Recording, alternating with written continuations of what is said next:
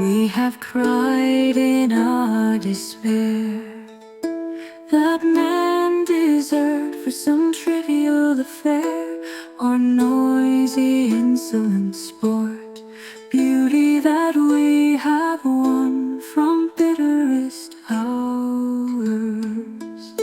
Yet we walked within those topless towers, where Helen walked with her boy, had given but as the rest of the men and women of Troy, a word and a jest.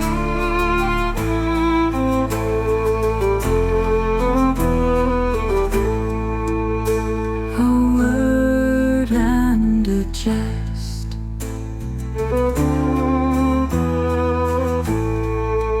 We have cried in our despair that men desert for some trivial affair, or noisy insolent sport, beauty that we have won from bitterest hours.